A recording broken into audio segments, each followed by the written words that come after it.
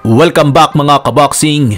So halos 12 taon nga po ang nakalipas nang huling mapalaban ang kasalukuyang may edad na 33 anyos at tubong Bacolod City, Negros Occidental at former world title challenger na si Genesis Servania sa Cebu City.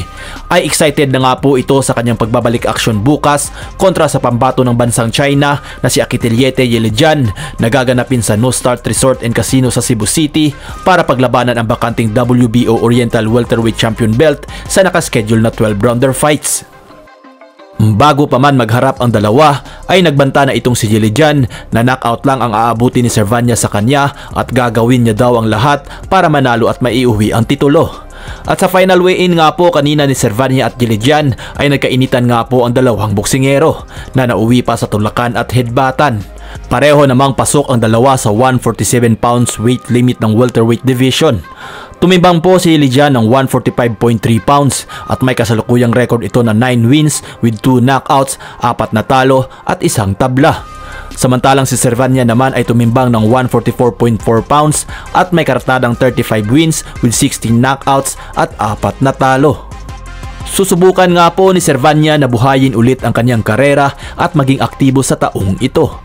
Dahil sa mga di po nakakaalam, simula taong 2021 ay 3 beses lang itong napalaban si Servania na kung saan natalo ito via first round knockout kay Andres Cortez sa kanyang nag-iisang laban sa taong 2021 buwan ng Agosto sa Amerika.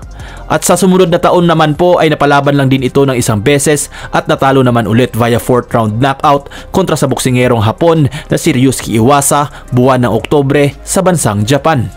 Taong 2023 naman ay di nga po lumaban itong si Servania.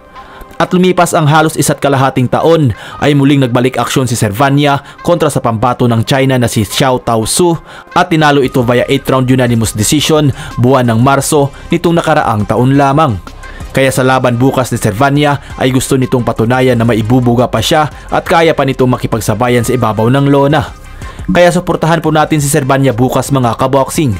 Sana nandun pa din ang bagsik at lakas ng kanyang kamao na minsay nagpabagsak sa isang Oscar Valdez.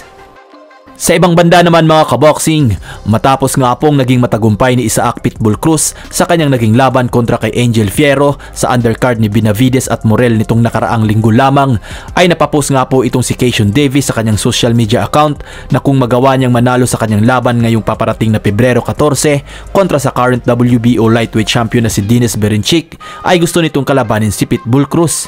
Ayon kay Keishon Davis, mga katulad daw ni Pitbull Cruz ang gusto niyang makalaban sa ibabaw ng lona, palaban at di umaatras. Kung maglaban daw ang dalawa, ay tsak panalo lahat ang mga boxing fans dahil isang magandang laban daw talaga ang kanilang mapapanood.